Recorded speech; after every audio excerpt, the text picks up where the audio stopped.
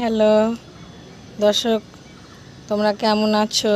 আশা করি সকলেই ভালো আছো। দেখো আমার পুঁই শাকের গাছগুলি কত সুন্দর হয়েছে।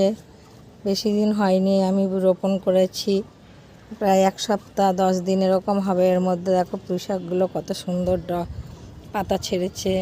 এখানে দেখছো যে বস্তার মধ্যে আমি কুমড়ো গাছ বসিয়েছিলাম। দেখো কুমড়ো গাছে দেখো কুমড়ো এসছে, কি সুন্দর কুমড়ো হয়েছে দেখতে পাচ্ছ। কুমড়োটা কত সুন্দর হয়েছে। আরও সব ফুল এসছে, পুরুষ ফুল এসছে, মহিলা ফুল এসছে। গাছটা দেখো বেশি বড় হয়নি, তার আগেই দেখো কুমড়ো হচ্ছে।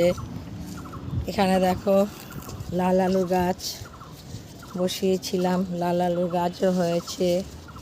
লাল আলু গাছের পাশেই দেখো কুমড়ো গাছ রোপণ করেছি।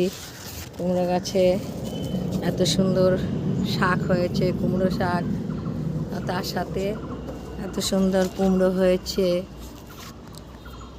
তোমরা এইভাবেই যদি নিজেদের ছাদে একটু একটু করে নিজের হাতে করে সমস্ত কুমড়ো, লাল মিষ্টি আলু, পুঁই শাক এগুলো করো, তাহলে দেখবে ঘরের জিনিসের এক পিসও যদি হয় তার আনন্দটাই আলাদা। সকালে ছাদে না আসলে ভালো লাগে না।